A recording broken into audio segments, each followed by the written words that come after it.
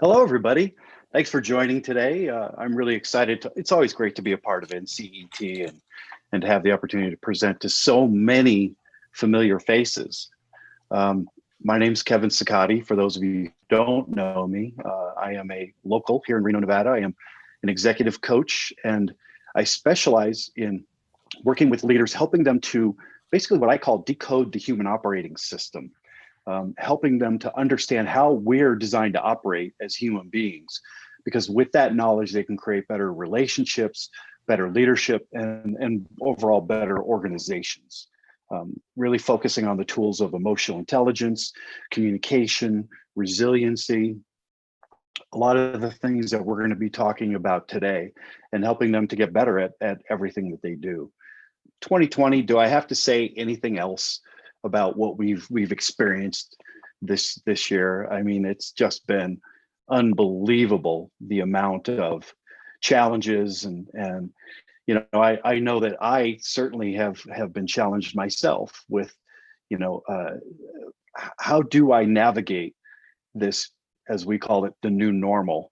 And it's funny because I know a lot of people have said to me, I really hate that term, the new normal. And so I'm going to talk to you today about, some insights into how to cultivate more resilience in your life, in your leadership, in your work, in every part of your life. Uh, I think that it's critical for us to understand a few things. First of all, there are a lot of different ways to understand resilience. It's not a one size fits all thing.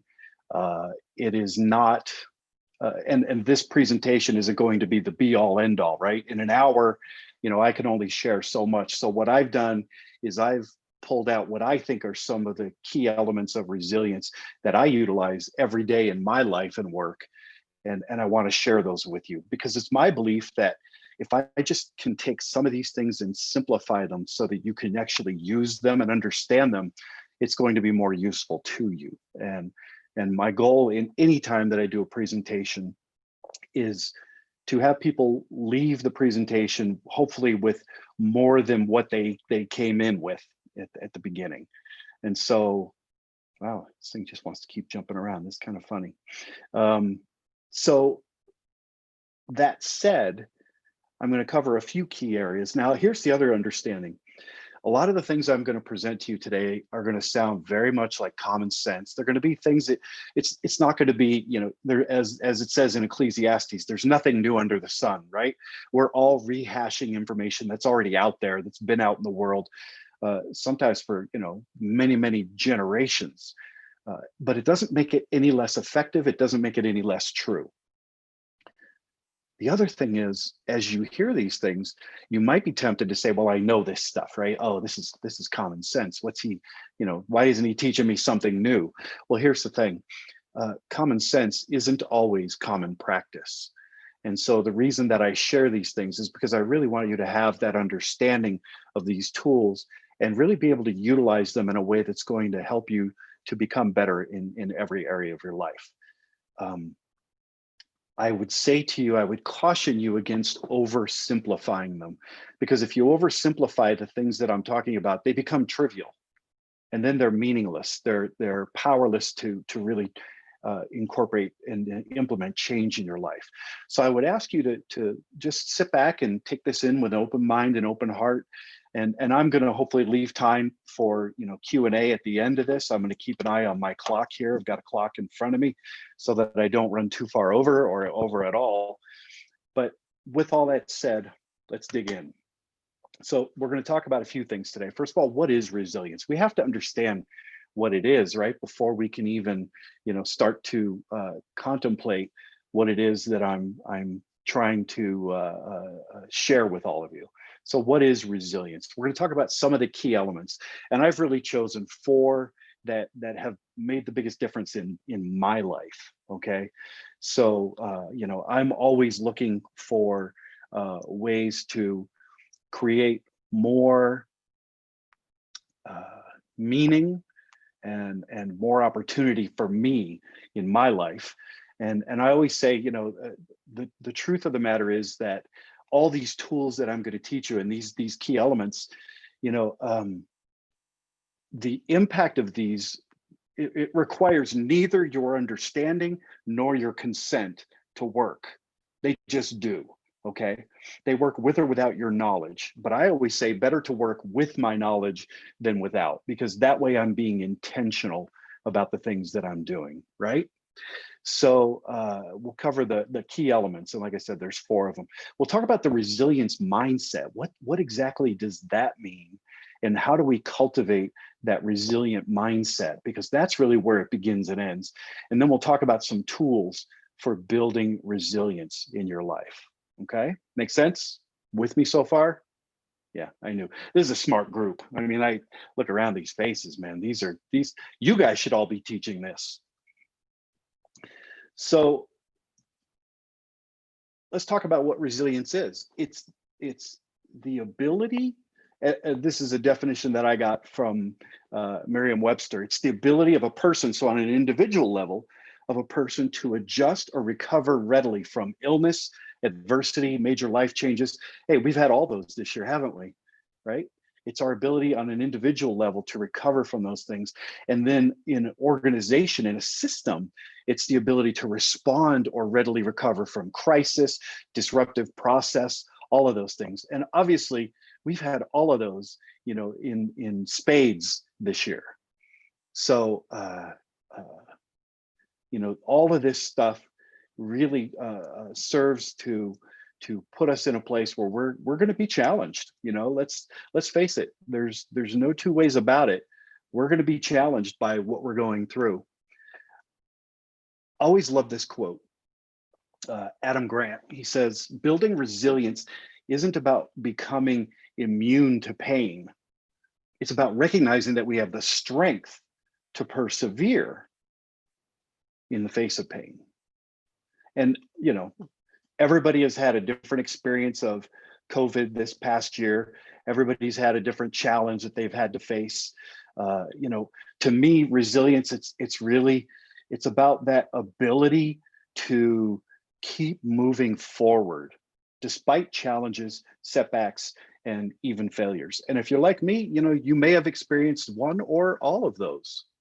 So let's look at here's the thing. There's one key. I don't know if it's a secret, but I'm going to share it with you. This is the number one practice in building resilience. Are you ready? Oh wait, sorry, that was the wrong one. That was for a different presentation. A lot of times this is what people go to though, right? What do? We numb ourselves out. You know, when we face these challenges, we look for strategies to numb and to move away from the pain that we're experiencing. Well, I don't know about you, but to me, that's really not a very functional strategy. So let's talk about 4 main keys that I believe are the most important. These are ones that I use in my life on a day-to-day basis. Number 1, mindset. What does that mean? What is your mindset? How do you view the world? What are your thoughts about yourself? What are your beliefs? Okay, compassion. How do we cultivate more compassion in our lives? You know, I think back to just, you know, a little over a month ago as we culminated many years of rigor and lots of rancor and challenges and man, boy, just a definite lack of compassion. And it culminated on November 3rd with an election, right? And it's like, okay, when are we going to be done with all of this? Can we now start to move forward and cultivate compassion? Because I know for me, I've seen a definite lack of compassion around me. And it's not just COVID related, right? Then the 3rd key is optimism. You know, I've been accused, and those of you who know me, this won't be a surprise. I've been called Pollyanna in my life before. You know, oh yeah, Kevin and his rose-colored glasses. Yeah, but it works for me, you know? And I'm going to tell you why optimism is a key construct, why it's a key to building more resilience in your life. And then the 4th one is mastering meaning. See, we're creatures of meaning. Everything that happens in our lives, we have to assign meaning to it. In fact, every single one of you right now, as you're going through this presentation, you're asking, What does this mean to me? What does this mean to me? And you're assigning meaning to the things that I say. Hopefully your meaning is going to coincide with the meaning that I'm trying to imbue in the words that I'm putting out there today. So I want to take each one of those and break them down for you so you have a core understanding of each of those concepts. And then, at the end, like I said, if there are still questions, I will certainly make time to answer as many questions as I can. So, mindset. What's your mindset? What is your default mindset when you encounter challenges?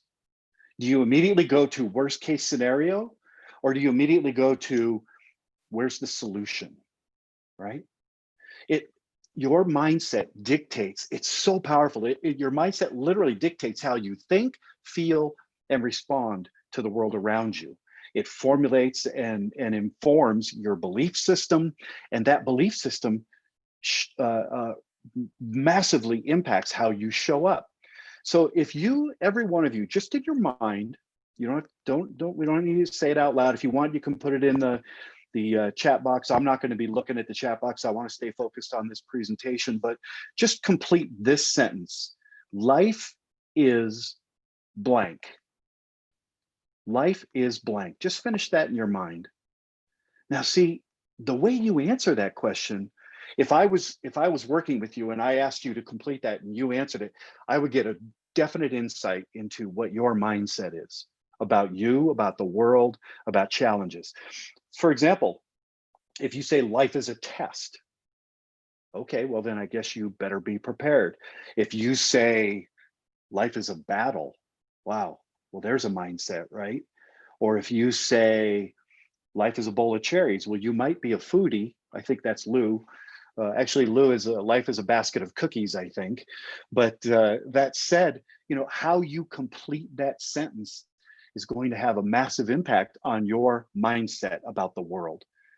And your mindset is really that collection of your thoughts, your beliefs, your attitudes, and those things dictate how you show up and how you experience the world around you, COVID or not.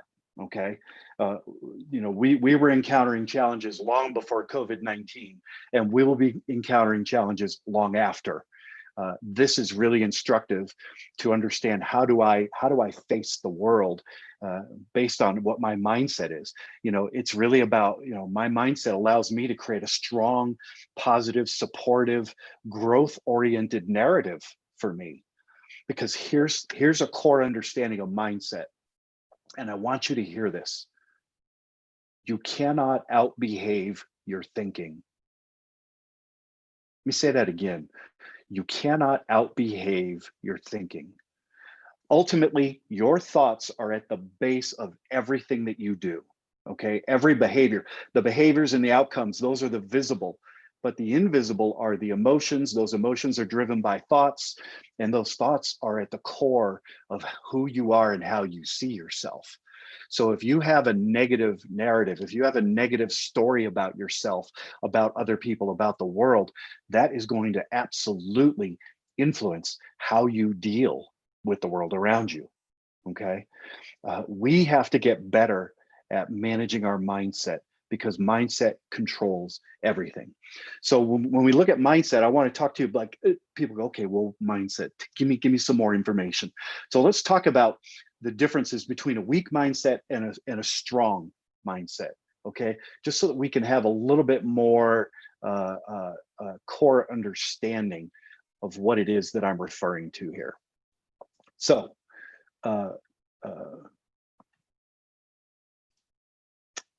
weak mindset versus strong. Okay, weak mindset, negative self-talk. Negative self-talk. I mean, how many of us, when we encounter challenges, when we encounter failures, when we encounter upsets, do we fall into that old, well-worn pattern of, oh my God, it's like Eeyore, right? Oh, bother. It's more of the same. It's just more of the same stuff coming my way. What do we say to ourselves when we fail? Again, this is not just about COVID. COVID is the big thing right now, but anytime that you're encountering challenges, failures, opportunities even. What's your self-talk like? Is it negative or is it positive? When I fail, one of the things that I've learned, and believe me, um, I had a PhD in self-loathing. I was really one of the world experts on how to beat yourself up and hopefully keep moving forward. That was just a story that I had, though, right? I really wasn't moving forward. I was just beating myself up. So I've had to learn to change my self-talk to be more positive, to be more supportive, because the way I talk to myself is going to influence the way I talk to others. It cannot work any other way. So that's one example. Next one is, when I think about the future, do I have anxious thoughts about the future, or do I have optimistic thoughts about the future? Where am I looking? Am I looking at the worst case scenario? Am I looking at all the things that I can tell you, I've been doing this work for almost 13 years now, and I'm so blessed to be able to do it. And I have some amazing clients. I've had the opportunity to work with incredible people. And the thing that never ceases to surprise me, although it does at times, is that reminder. I get it all the time of, left to its own devices, the human mind will always go negative, and that's a function of our what's the word I'm looking for? Our evolution. That is a function of how we were wired at the beginning, because we always had to be on the lookout for danger. And so we were always anxious about the future. We were trying to see around the corner, what's behind that tree, what's behind that bush. Well, today, if you're walking through an office and a ficus plant rustles, you're not worried that a saber-toothed tiger is going to jump out and eat you. And yet we still might feel anxious, right? And so we get anxious about things, but we have to be able to manage that. What am I really anxious about? And how do I move that? How do I switch that? This is not saying that you will never be anxious, right? I want to be very clear about all the things I'm going to talk about today. I'm not going to make you impervious to worry or anxiety or fear or frustration or challenges. You will not become impervious, but you will build tools to build resolve, to be more resourceful as you navigate these things. And so how do you switch from those anxious thoughts to more optimistic thoughts about what the future might hold? Negative emotions. Do I continually experience negative emotions? One of the things that we've learned about emotions over the years is that emotions are contagious, and we're all spreading them. We're all sharing something. The question is, are you spreading the emotions that you want to spread, or is it something else? And it's because of the way we're wired. We have these wonderful things in our brain called mirror neurons that pick up on the signals that are coming to us from the people around us. I mean, how many times have you been in a room with somebody and they don't even have to open your mouth and you go, wow, what's wrong? Like, you feel it, right? You go, what? It's not that you're so super intuitive, and you might be, but it's literally your brain is wired to look for those signs and those signals that tell you that somebody is experiencing these negative emotions. Well, where do I sit on that emotional spectrum? And where's my center? I'm going to experience negative emotions in my life, 100%. I'm also going to experience positive emotions, but where's my center? Do I lean more toward the negative or more toward the positive emotions? Personally, for me, again, and this is not hyperbole. I spent a lot of years in sadness, frustration, anger, rage, stress, chaos, and it was all of my own making. One of my favorite quotes about emotions and fear and anxiety in general comes from Mark Twain, and he talks about it, and he says, "I'm a man who's experienced a great many ills in his life, most of which never occurred." And see, that's the challenge about it, right? We experience these negative emotions and we feel them right to our core, right? So they feel real. And then when the incident or the event is over, we go, wow, that wasn't so bad at all. And yet we still suffered, even though it wasn't bad. So how do we move more toward those positive emotions, hope, excitement, optimism? One of the things that I understand about humans is that we don't do anything if we don't have some sense of hope. In the Bible, it says, without a hope, the people perish. right? We need hope.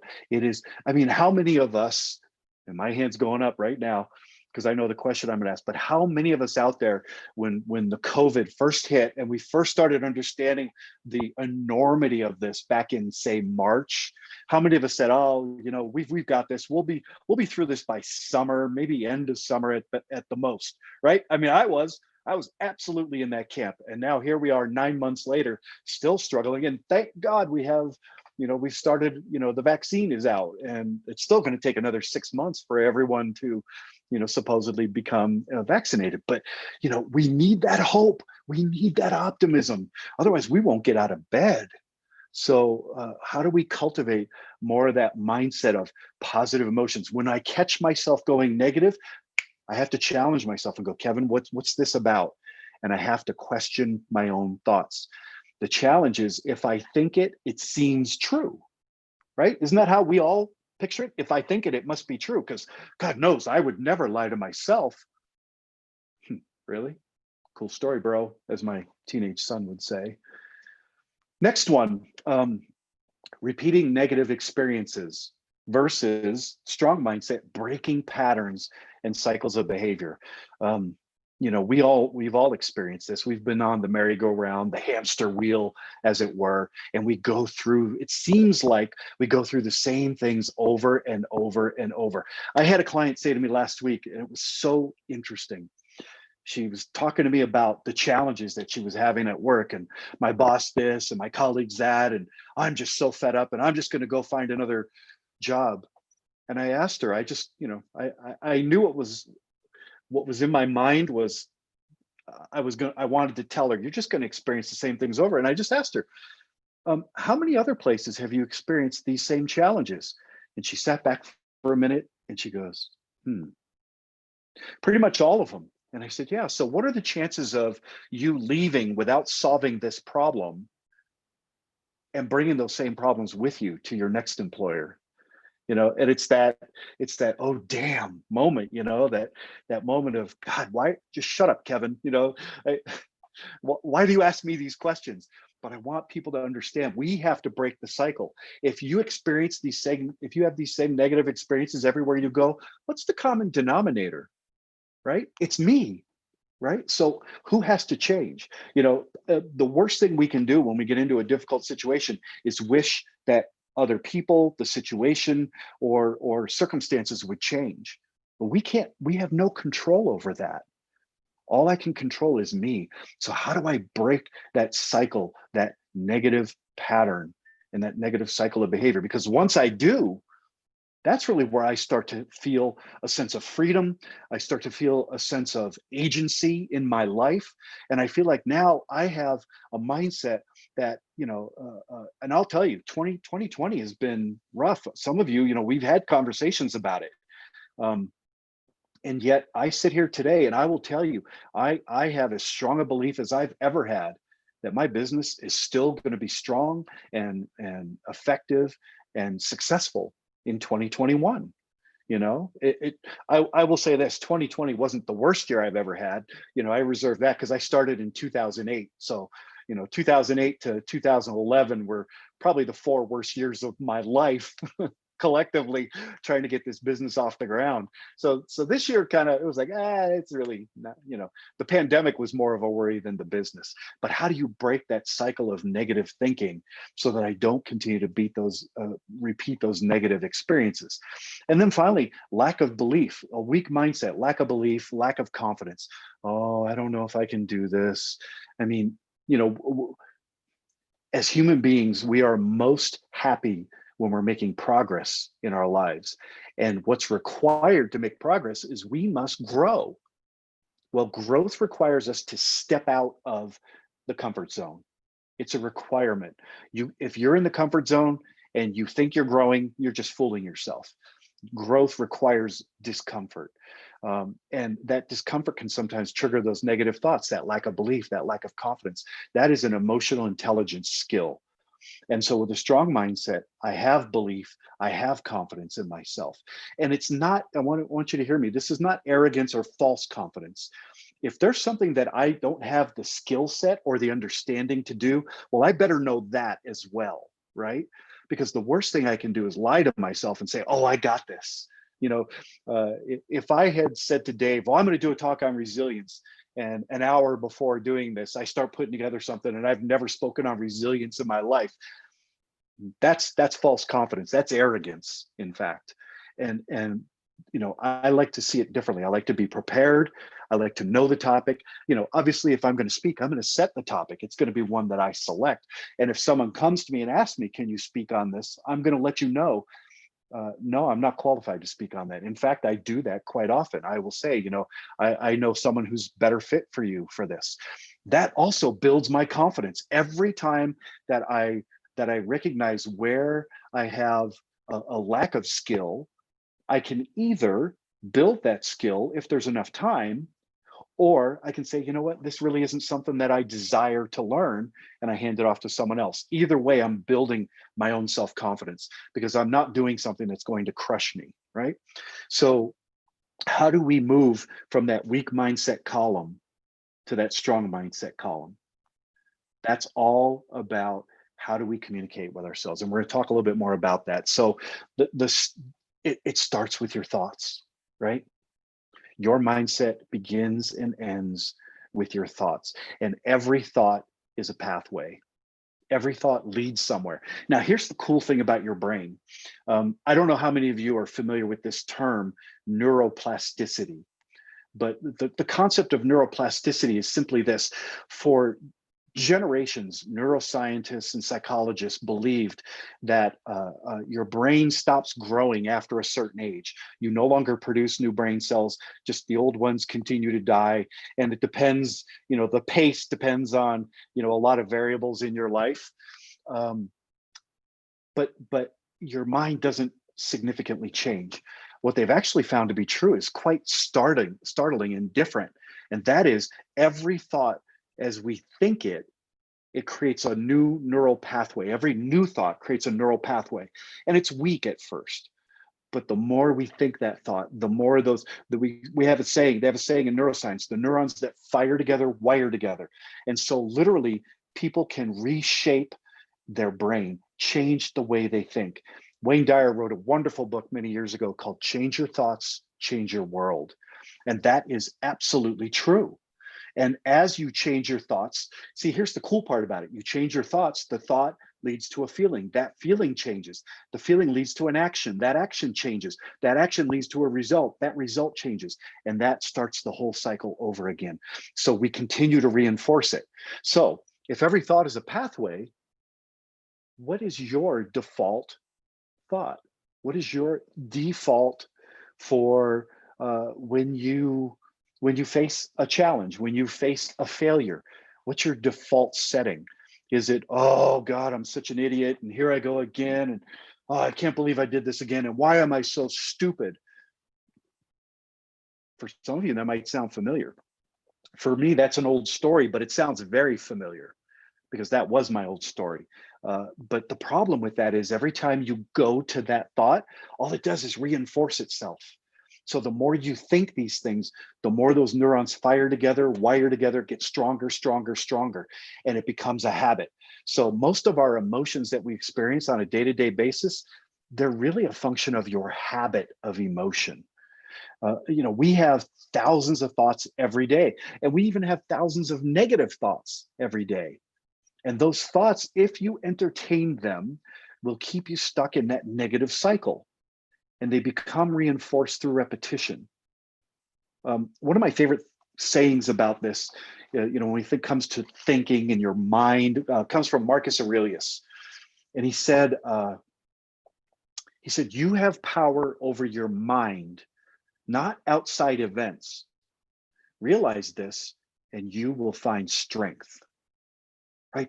That it actually, for me, that's kind of been the key to my happiness, because I went through life for decades thinking it shouldn't be this way. They shouldn't have said that. You shouldn't have done that. This shouldn't have happened. COVID shouldn't be happening. And all I get stuck in is this negative cycle. And I'm trying to control things that are completely out of my control. And you know, the challenge to this is it creates a focus. That mindset, that thought process, that pathway creates a focus. And here's the thing, where focus goes, energy flows. This is one of the sayings that I picked up from Tony Robbins that is so powerful. Where focus goes, energy flows.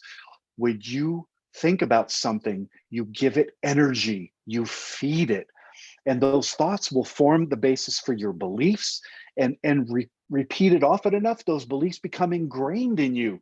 They form the foundation for how you see and interpret your world. 100%. It cannot be any different.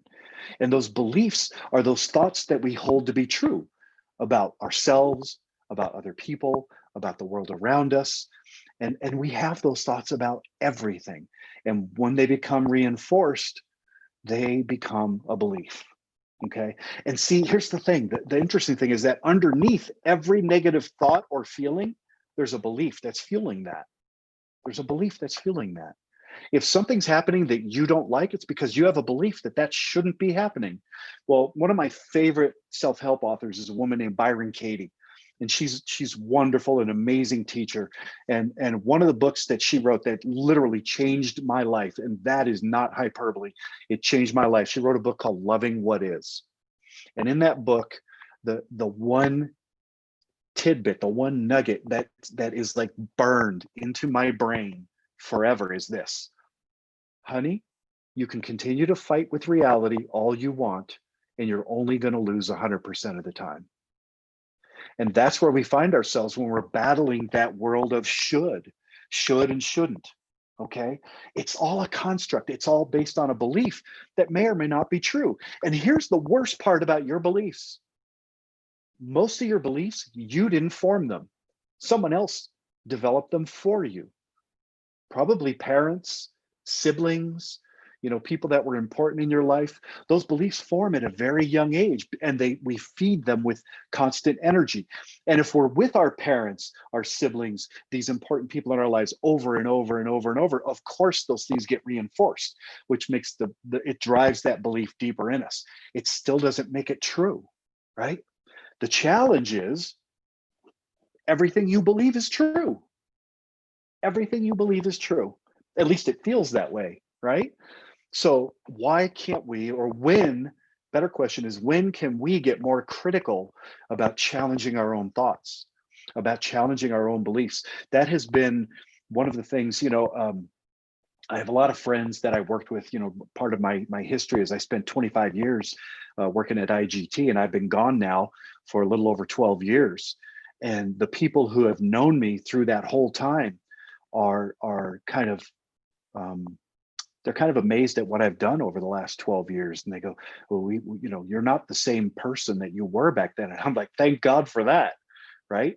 Because I had a whole belief system about people, about the world, and about myself that would not and could not ever support me doing what I'm doing today in this business.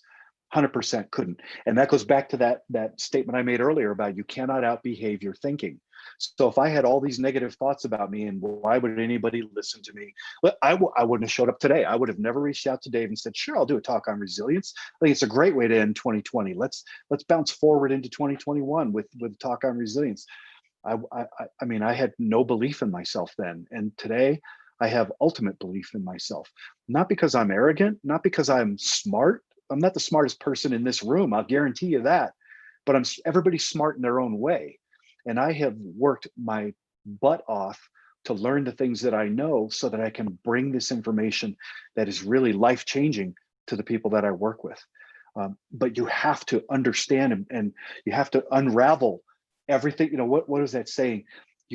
In order to become who you might be, you have to unlearn who you already think you are, right? And that is part of that whole deconstruction process that we as human beings need to go through. And I had to become intimately aware of what are the beliefs that I hold. And then I had to ask myself, where in my life has this shown itself to be true? And if it's true, I keep it.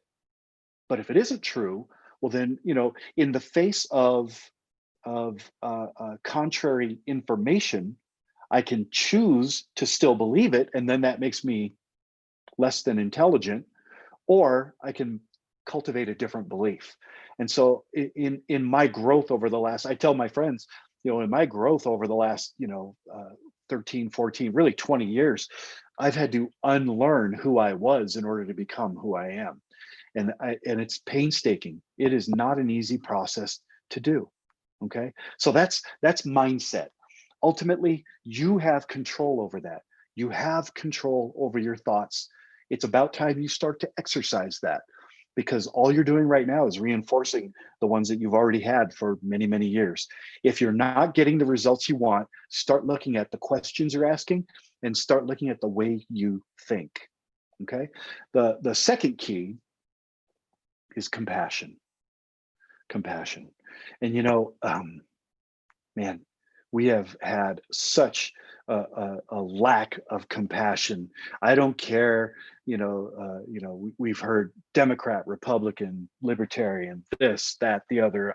You know what? We're all the same race. We're all the part of the human race, and that's where compassion lives. And compassion, it's not just compassion for others, it's compassion for yourself. So cultivating compassion really means understanding and wishing to alleviate the suffering of others. And it's very much like compassion is a very strong tenet of Buddhism. Now, I'm not a Buddhist, but I've read a lot of Buddhist writings because I think they're brilliant, and they really, say what you will about Buddha, man, he had an understanding of human beings. It was really phenomenal. And my belief is truth, period. Truth is truth. And compassion is such a powerful tool for us.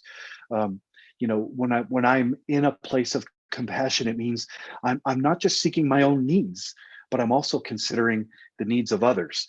Ultimately, it's really it's a non-judgmental approach to life's disappointments, and it provides us with the ability to move forward in a conscious and loving fashion. So let's talk about that, a non-judgmental approach to life's disappointments.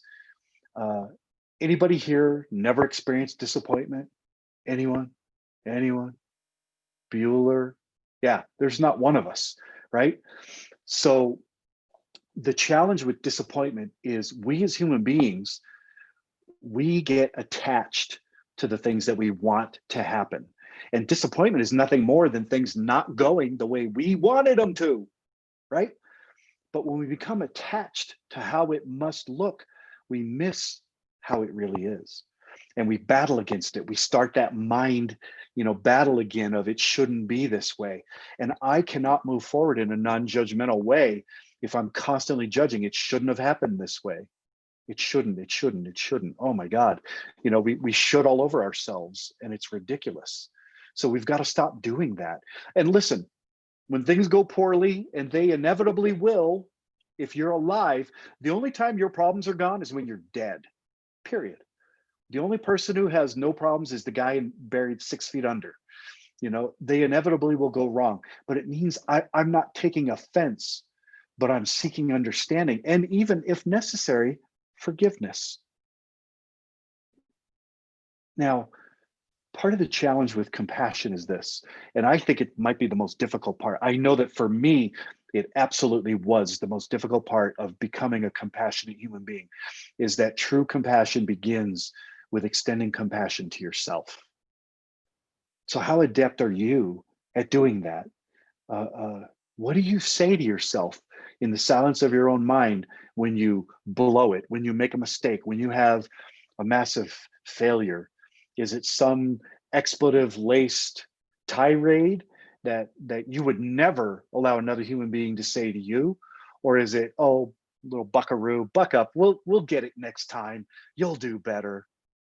And I know, as goofy and silly as that sounds, it needs to be the second one, right? Now, we need to see things as they are and embrace the fact that, okay, this didn't work. But I'll give you a great example from my own life. About 8 years ago. Yeah. Well, so online training really 10 years ago was really just starting to like percolate as a real thing. And now, of course, it's everywhere. It's ubiquitous. But I put together a program because I've been doing training for project managers, and they were, they always had to be there in person. And they would ask me, when are you going to do something online that we can all go to? So I built this great platform, learning platform. I took my signature program, which is called the Human Factor in Project Management. I did this marketing campaign. I spent a ton of money, and I did a ton of marketing, and I was getting all kinds of feedback. And then I launched. Let me ask you something. What happens when you throw a party and nobody shows up? And I had to sit with that. And at that time, I was still a little bit on the desperate side. My business was not quite what it is today. And I was really anxious, really nervous. And I will tell you, I used a lot of, let's say, ineffective language with myself. Today, I just look at it and go, okay, so I learned a way not to launch an online program. That's wonderful. So I've been doing a lot of training now online, and quite successfully. And I love it. It's not my favorite. Like Kit said at the very beginning when we were in the networking, I get my energy from being in a room with people. Like I really feed off of that. So doing it this way, I have to create my own energy, and that's okay. But at the end of the day, if you have difficulty extending compassion to yourself when you fail, it's certainly not going to be any easier when others disappoint you. Especially think about how that works at your workplace when you need to extend compassion to one of your team members who maybe, blew it, who maybe failed, who didn't quite bring that project in on time and on budget. But here's the thing about compassion. When you truly learn to cultivate compassion, you become more peaceful and less angry. You become more patient and less stressed. You become more forgiving and less defensive. And the reason those things happen, again, goes back to what I talked about a few minutes ago, neuroplasticity, because it becomes a well-worn path for you. My path is compassion. And, I choose it. I choose it. I didn't become this magically overnight. It took a lot of effort and a lot of work. I'm East Coast Italian. I'm a pretty intense guy, and I can fly off the handle. I'm not proud of that. And I used to quite often. Today, I still get triggered. I have challenges. I have to face my humanity. But compassion has completely turned around how I approach it. Because once I get through my little crying storm or whatever it is, my little tirade, and I release, all it is now, it's literally a release of energy. And once I release that energy, then I can move forward. And I will tell you, anybody who knows me today will absolutely tell you, I am more peaceful and less angry. I am more patient and less stressed. And I am far more forgiving and less defensive. Okay. So that's number 2. Key number 3, optimism. Now, optimism, it's so misunderstood, and I have been called Pollyanna for many, many years. And I'm okay with that. But here's one of my core beliefs. This is one of my beliefs, and it's proven true in my own life and in my own business. I really believe that optimism is the engine that drives creativity, innovation, and achievement. Optimism can be it can be you can interplay that with other words, hope, right? What's another word? See, this is what happens when you get older. Like words just come in and they go right out if you don't say it immediately. But optimism is that unmistakable insight that things, well, it's right behind me here. Always seek out the seed of triumph in every adversity. And that's how I approach. That's optimism. It doesn't say it didn't have, I'm not standing in my yard going, there are no weeds, there are no weeds, there are no weeds. No, there's weeds, right? Get out there and pull them. See things as they are, but don't become overwhelmed by how things are. Okay. And if we don't have optimism, well, we're not going to do anything. Without hope, we don't do anything.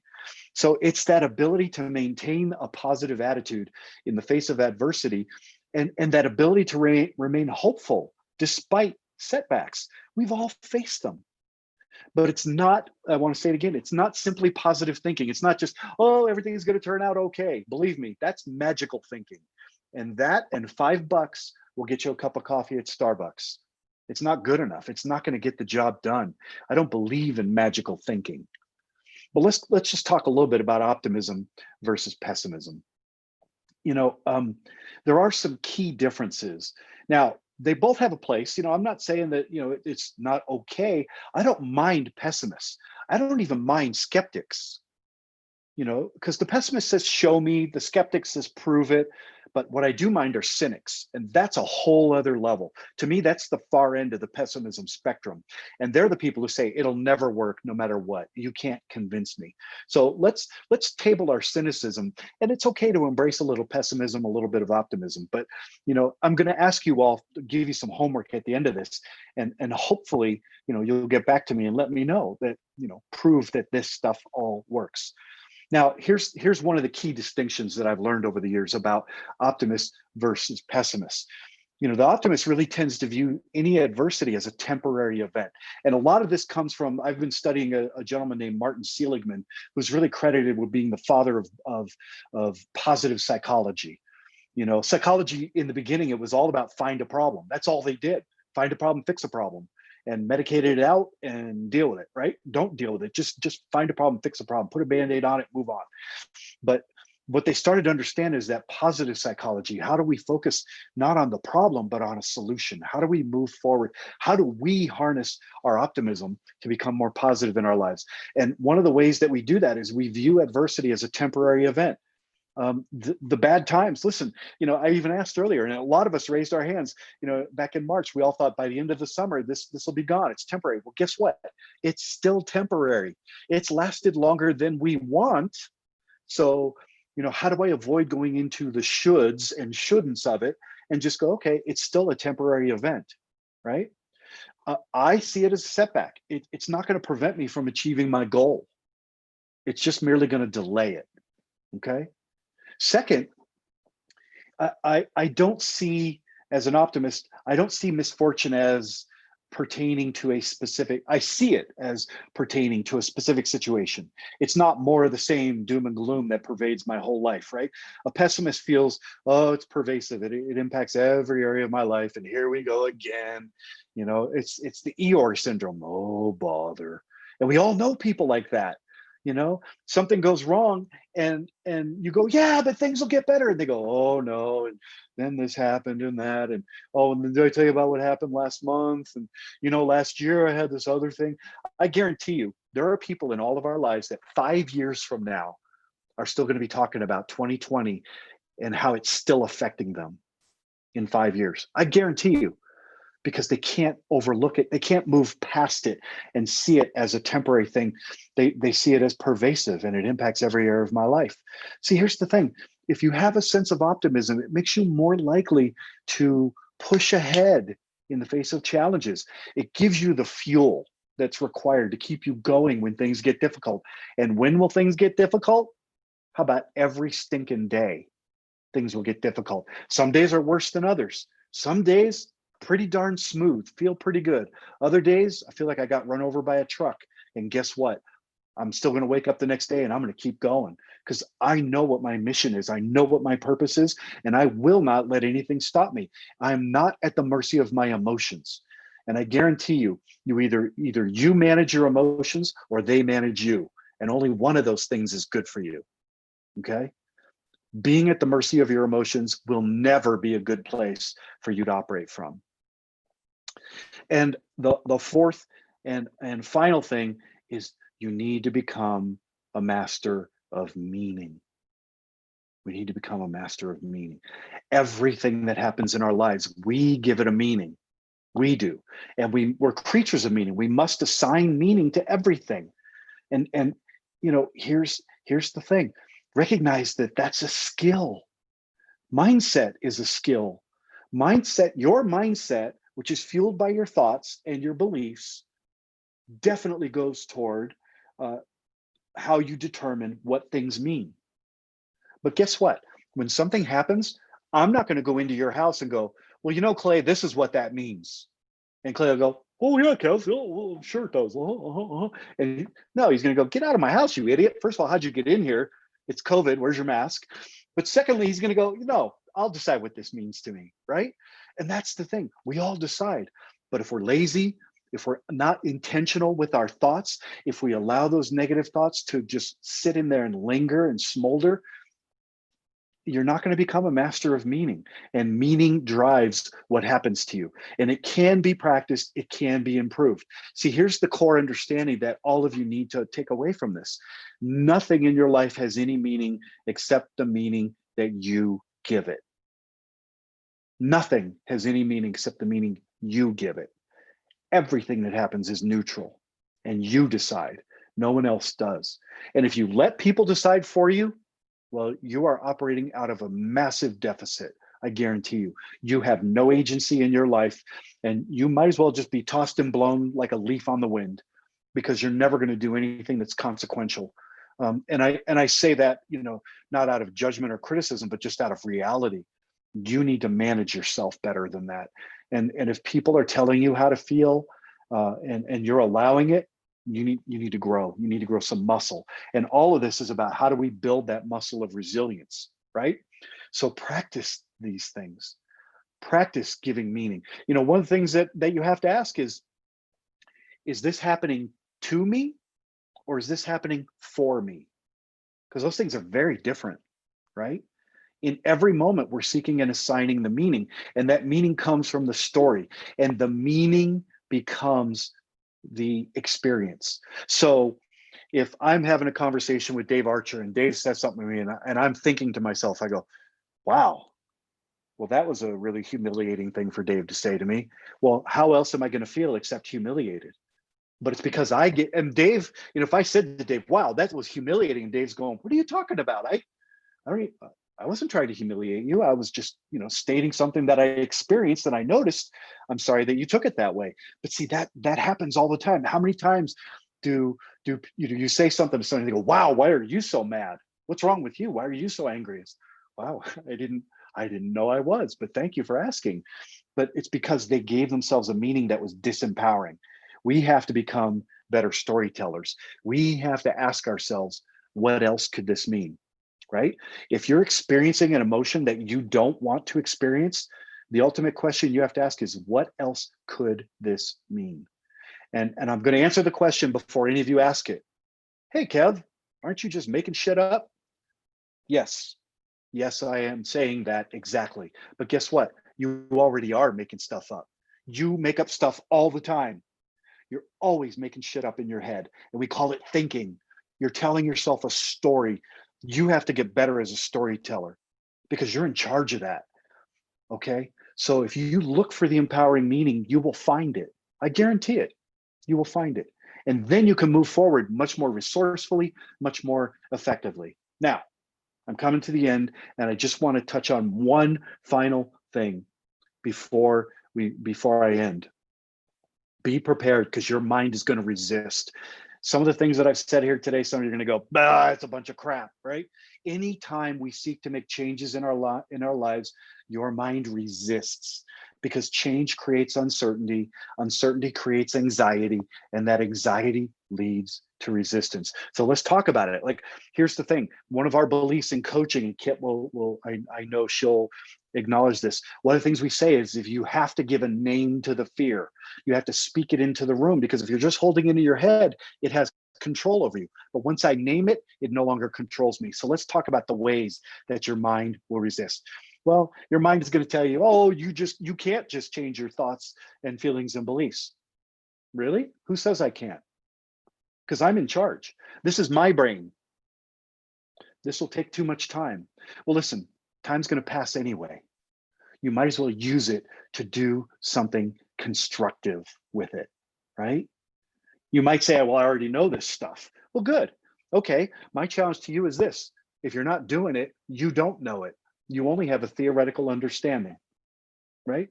The next one, oh, this sounds like a bunch of new age bullshit. Okay, maybe, but you know what? It's real and it works. And I'm not the only one who will tell you that. I have hundreds of clients I've worked with over the years, and thousands, tens of thousands of audience members that I've spoken to over the years who will tell you this stuff works. And then the final one is, well, I'm no good at this. I'm broken, right? Other people can do it. Carol can do it, but I can't do it because I'm broken. Well, that's a bunch of crap too, right? So be aware that your mind is going to push back. Your mind is going to push back. And here's what I say. In the words of Nike, do it anyway, right? Because if you add these practices, you will enhance your spirit, you'll improve your mood. I guarantee you'll change your outlook on life. And if you're already doing those things well, work on doing them even better. That's what I'm doing. It's always, there's an evolution. Like I'm not there. There is no there, right? There is no finish line that says, well, I'm resilient. I'm done. Don't have to work anymore. No. As soon as I believe that, guess what? Life's going to punch me in the face and I have to get resilient again. Because guess what? It's coming. The new year's coming. 2021 is right here. And you can keep thinking the way you've been thinking, and it's okay. I'm not saying you have to change. Just realize you'll just keep creating the results that you've been creating. Just know that, because you're in charge of that. See, me, I'm ready to bounce forward. I don't want to bounce back. I said in the video, I've already been there. I don't want to bounce back. I want to bounce forward. And let me be really clear about one final thing before I open it up to questions. This is not simply about feeling better. Like that's a result. You will feel better, but this is about actually living better. This is about making more resourceful decisions. It's about recovering from adversity, and it's about persisting in creating the kind of life that you aspire to. That is meaningful. So with that, I'm going to open it up to questions. I'm going to put up my slide here that has all my information. Let me see if I can see. Let me pull up the chat here. Oh, all right. So we got some stuff in the chat. Life is a map. We choose the routes. So if you have questions, don't worry about typing them in. Just speak up. Just speak up, because I think it would be better if everybody hears you.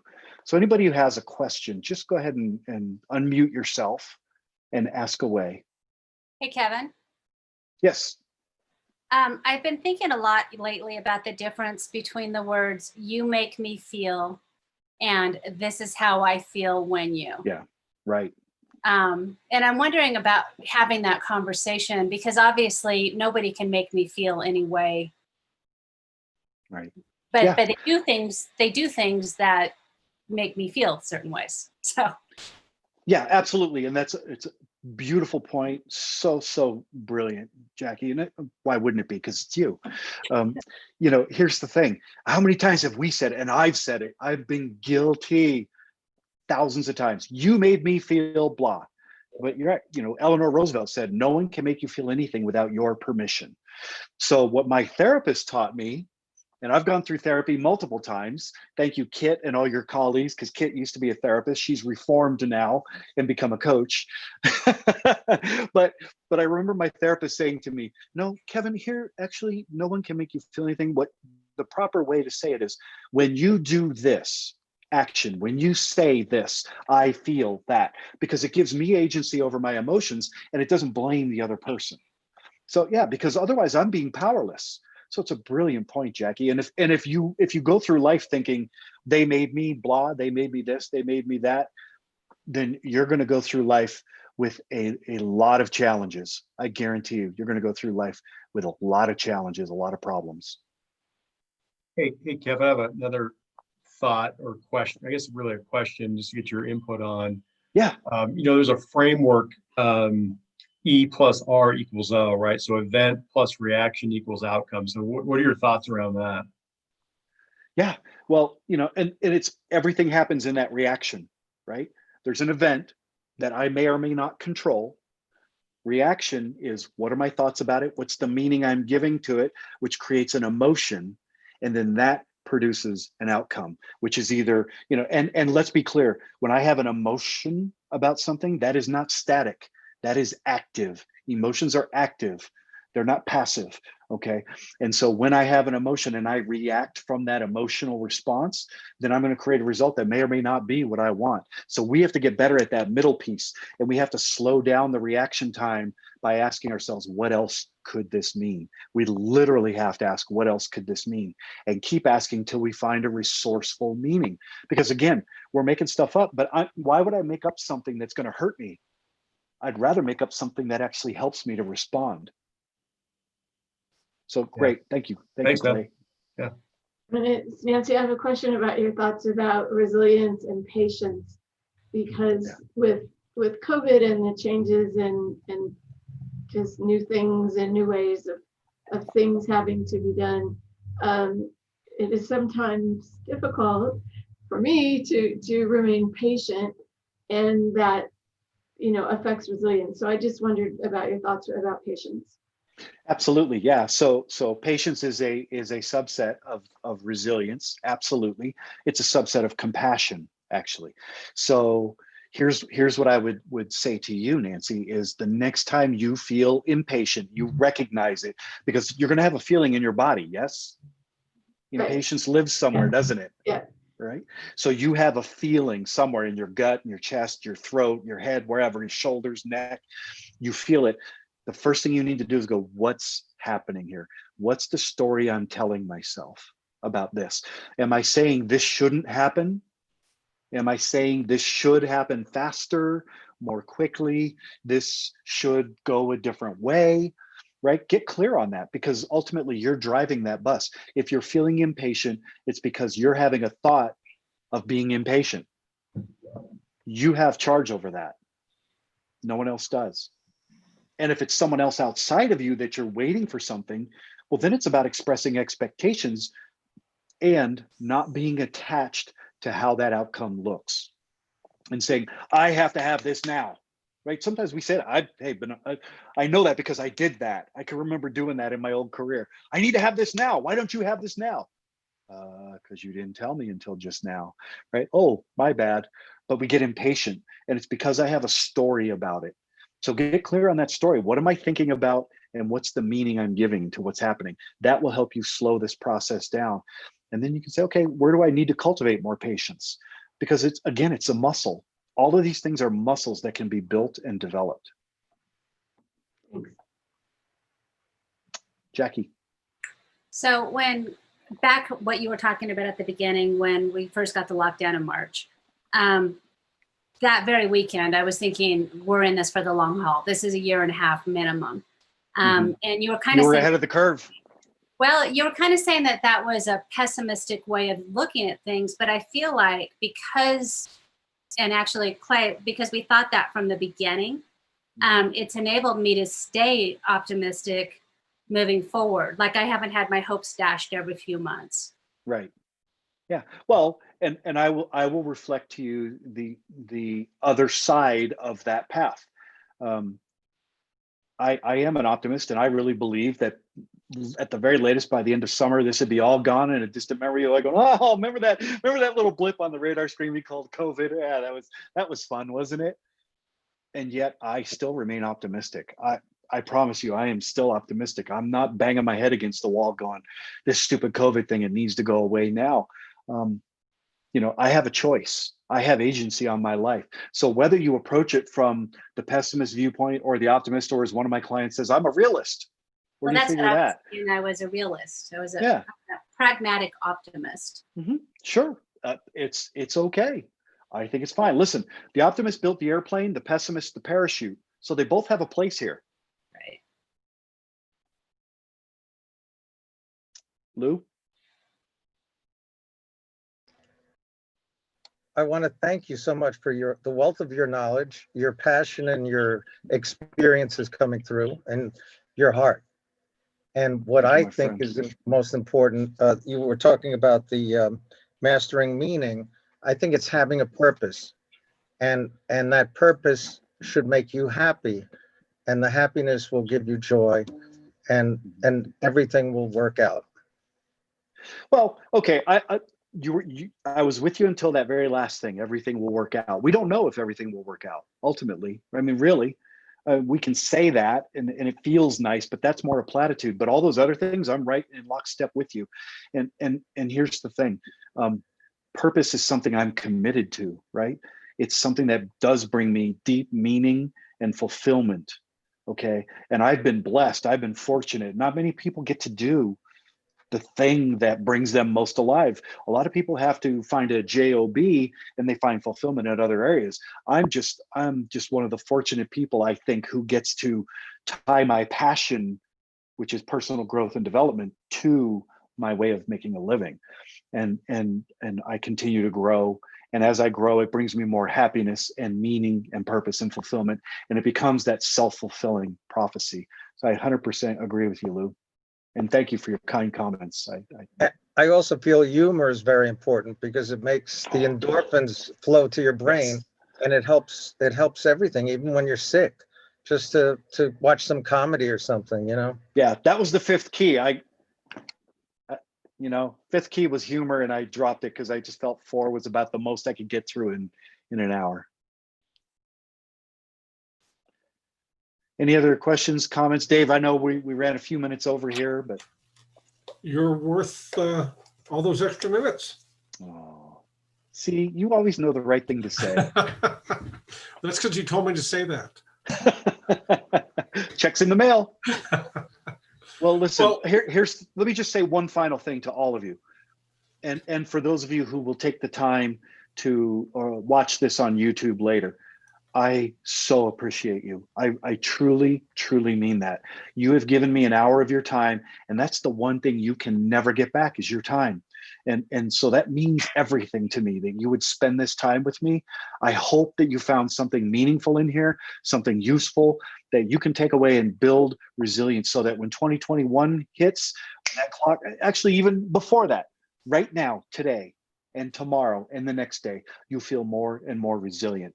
I just thank you all for being here. It's really my privilege.